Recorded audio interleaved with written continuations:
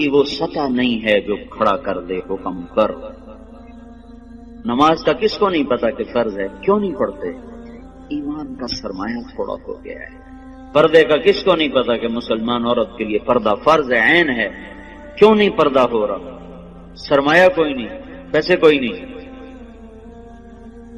اور پیسے سے چیز خریدی جاتی ہے، ایمان سے چیز خریدی جاتی ہے، اطاعت ایمان سے آتی ہے۔ کیوں پردہ اٹھ گیا؟ ایمان کی حرارت۔ ایک عورت جب 5 ہجری میں پردے کا حکم آیا تو رات کو حکم آیا، کسی کو پتہ چلا کسی کو نہیں چلا۔ فجر کی نماز میں عورتیں بھی آتی تھی مسجد میں، ایک الگ جگہ بنی تھی۔ جب ایک خاتون آئی، دیکھا تو ساری عورتیں پردے میں چادروں میں چھپی، پتہ نہیں کیا ہوا۔ کہنے لگی تجھے خبر نہیں رات کو پردے کا حکم آ گیا؟ کہ اچھا مجھے تو کوئی پتہ نہیں تھا، رات کو اللہ نے کہہ دیا ہے۔ تو انہوں نے اسی وقت نماز کے بعد ایک بچے کو بھیجا، کہا جاؤ بیٹا میرے گھر سے چادر لے کے آؤ۔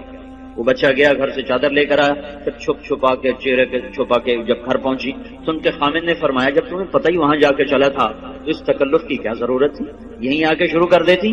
تو فرمانے لگی اللہ کے حکم کا پتہ چلنے کے بعد میری جرأت نہ ہوئی کہ ایک قدم بھی اس کی مرضی کے خلاف اٹھاؤں۔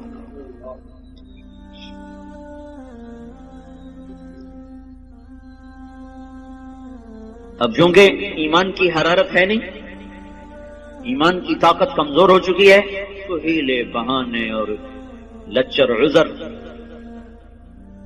حضرت فاطمہ رضی اللہ تعالیٰ عنہ کا انتقال ہونے لگا تو اپنی خادمہ سے کہا، حضرت علی موقع پر موجود نہیں، کہا کہ غسل کا پانی رکھا۔ انہوں نے پانی رکھا، انہوں نے غسل فرمایا کہ میرا فلاں جوڑا نکالا۔ کا چارپائی میری بیچ میں تھا، تو انہوں نے کمرے کے بیچ میں چارپائی کر دی، ایسے لیٹی قبلے کی طرف منہ کر کے کہنے لگی میں مرنے لگی ہوں، علی سے کہنا میرا غسل ہو چکا ہے، میرا کوئی کندھا بھی نہ ننگا کرے، میرا کوئی نہ سطر کھولے، میں نہا چکی ہوں، میرا غسل ہو چکا۔ ان کو مرنے کے بعد بھی یہ فکر ہے کہ میرا کندھا ننگا نہ ہو۔ آج کے لباس نہیں دیکھتے ہو، ساری کمر ننگی ہو رہی ہے، سارے بازو ننگے ہو رہے ہیں۔ یہ مغرب کی بیٹیاں بن کے عزت پانا چاہتی ہیں۔ مغرب کی عورت نے آزاد ہو کر بڑا دکھ پایا ہے، مجھے میرے رب کی قسم۔ اس کی آزادی نہیں، ہلاکت ہے، ہلاکت۔ میں آپ کو چھپاؤ چھپاؤ چھپاؤ، جتنا چھپو گی اتنا اللہ کے ہاں روشن ہو جاؤ گی، جتنا ظاہر ہوگی اتنا اللہ کی نظر میں ذلیل ہو جاؤ گی۔ یہ تو پاگلوں کا جہان ہے، پاگلوں کے پیچھے چل پڑو گے۔ ہماری مائیں وہ ہیں جنہوں نے موت کے بعد بھی کہا میرا سطر نہ کھلے، کوئی میرا کندھا بھی نہ دیکھے۔ حضرت علی تشریف لائے تو انتقال ہو چکا تھا، تو خادمہ نے کہا کہ یہ فرما کر گئی ہیں، فرمایا ایسا ہی ہوگا، ایسا ہی ہوگا۔ اسی طرح جنازہ اٹھایا گیا، اور پھر اس سے کچھ دن پہلے کی بات ہے، اسماء بنت امیس سے کہنے لگی میری میت کا کوئی ایسا انتظام کرو کہ کسی کو پتہ بھی نہ چلے میرا قد کیسا، میرا جسم کیسا۔ تو انہوں نے کہا میں نے حبشہ کی ہجرت کی تھی، تو وہاں عورت کو دفن کرنے کے لیے، عورت کی میت اٹھانے کے لیے ہوتا ہے کہ وہ چارپائی کے اوپر ایسے وہ لکڑیاں جو لچکدار ہوتی وہ اس طرح پھنسا دیتے ہیں، اس کے اوپر چادر ڈال دیتے ہیں، تو اس سے وہ سارا وجود اندر چھپ جاتا ہے، پتہ ہی نہیں چلتا قد کیا ہے، موٹائی کیا ہے اور چھوٹائی کیا ہے۔ کہ بس میرے ساتھ بھی ایسا ہی کرنا۔ ایک مدد اللہ نے کی کہ میں رات کو اندھیرے میں اٹھایا، دن کے اجالے میں نہیں اٹھایا۔ ایک پردہ اللہ نے کہا کہ پوری رات کوئی پردے کا حکم دے دیا کہ محمد کی بیٹی آ رہی ہے، پردہ کرو۔ دوسرا کام اسماء بنت امیس سے کروایا، انہوں نے وہ پر لگا دی۔ وہ دستور آج بھی عرب میں چلا آ رہا، حضرت فاطمہ سے یہ شروع ہوا، اس سے پہلے نہیں تھا۔ یہ جو جنازہ اٹھتا ہے، آپ لوگ دیکھو حرم میں جو جنازہ ابھرا ہوتا ہے وہ خاتون کا ہوتا ہے، اس کے اوپر انہوں نے کور لگایا ہوتا ہے۔ دیکھنا جو لوگ جاتے ہیں حج پہ، وہ میں تو کئی سال سے جا رہا ہوں، کر یہ پڑھا بھی تھا، وہ دیکھا بھی ہے کہ جب خاتون کا جو جنازہ ہوتا ہے ویسے ابھرا ہوتا ہے، اور جو مردوں کا جنازہ ہوتا ہے ویسے سیدھا ہوتا ہے۔ وہ ایسے اونچا کیا ہوتا ہے تاکہ یہ عورت کس قد و قامت میں ہے وہ بھی پتہ نہ چلے۔ اسلام ایسے حیاؤں والا طریقہ زندگی بتاتا ہے کہ ہماری عورت کا مرنے کے بعد بھی پردہ ہے، یہ زندہ ہو کے باہر نکل رہی ہیں، کون ان کو سمجھائے؟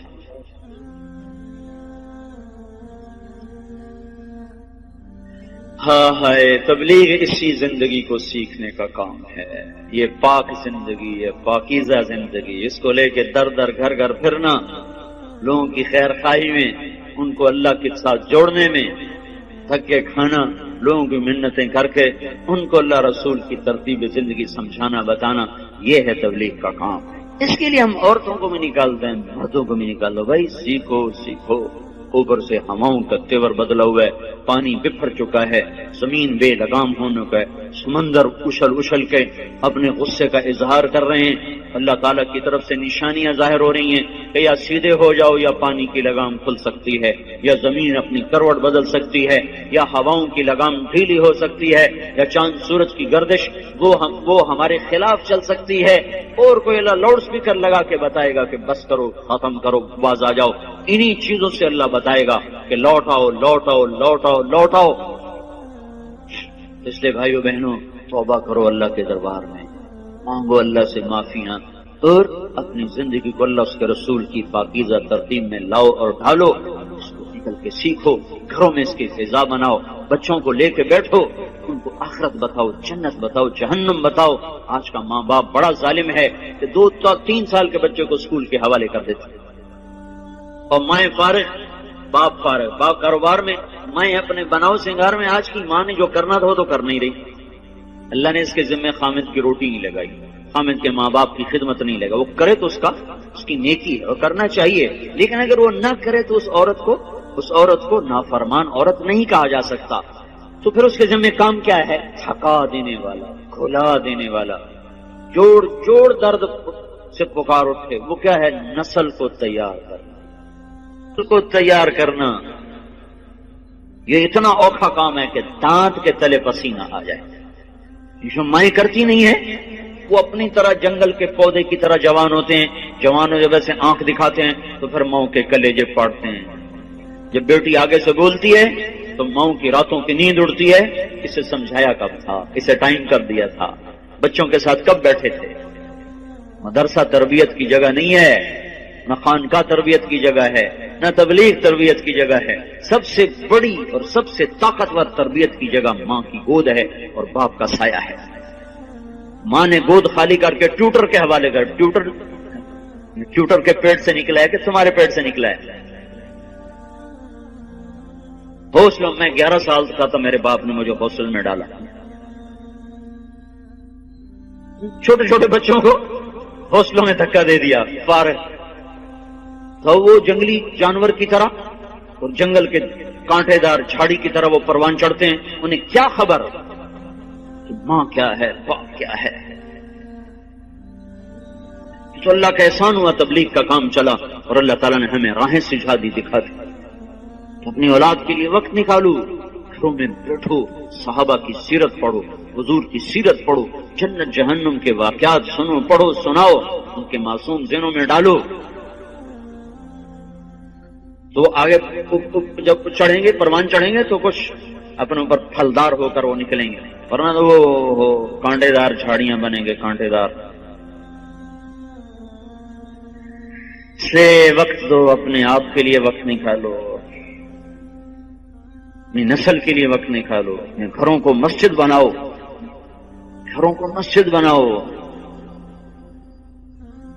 زبان کا بول بڑی طاقت رکھتا ہے، زبان کے بول میں اللہ نے اثر رکھا ہے۔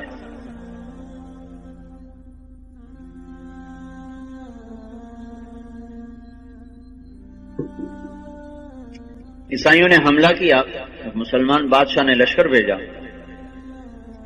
خبر آئی شکست ہو، تو ملکہ نے کہا یہ خبر غلط ہے۔ بادشاہ نے غصے میں کہا کیسے غلط؟ خبر باہر سے آئی، تو اندر بیٹھ کے تو غلط کہہ، تو چپ ہو گئی۔ کچھ دنوں کے بعد خبر آئی کہ واقعی خبر غلط تھی، فتح ہوئی۔ تو بادشاہ نے اپنی بیوی سے پوچھا تو نے یہ اتنے دعوے سے بات کیوں کہی تھی؟ اس نے کہا بات یہ ہے، جب یہ میرا محسوس ہوا کہ میرے پیٹ میں کوئی امانت ہے تو میرے منہ پہ ایک لقمہ بھی حرام کا نہیں آیا، میں نے کوئی مشتبہ کھانا نہیں کھایا۔ پھر جب یہ پیدا ہوا، یہ کون سنا رہی؟ کوئی کسی مولوی کی بیوی نہیں، بادشاہ کی بیوی کا سنا رہا۔ جب یہ پیدا ہوا تو میں نے جتنی دفعہ اسے دودھ پلایا، پہلے 2 نفل پڑے پھر دودھ پلایا، وضو کیا 2 نفل پڑے دودھ پلایا، 2 سال میں نے یہ چکی چلائی ہے، 2 سال میں نے یہ مشقت برداشت کی ہے کہ ہر دفعہ اس کے لیے میں وضو کرتی، نفل پڑھتی، پھر دودھ پلاتی، تو جو اتنا پاک دودھ پی کے پروان چڑھے وہ کافر کے آگے کیسے بھاگ سکتا؟ یہ خبر اگر آتی کہ شکست ہوگی اور میرا بیٹا شہید ہو گیا تو پھر اس کو میں مان جاتی، لیکن میں یہ نہیں مان سکتی کہ جس کو میں نے ایسا پاک دودھ پلایا ہو وہ موت کے ڈر سے بھاگ جائے۔ یہ نہیں سکتی۔ یہ کام آج کی ماں نہیں کر رہی ہے۔ اس کا سلیقہ سیکھنے کے لیے تبلیغ میں وقت دو کہ بچوں کو کی تربیت کرنی کیسے ہے اور گھر کی زندگی کو جنت کیسے بنانا ہے۔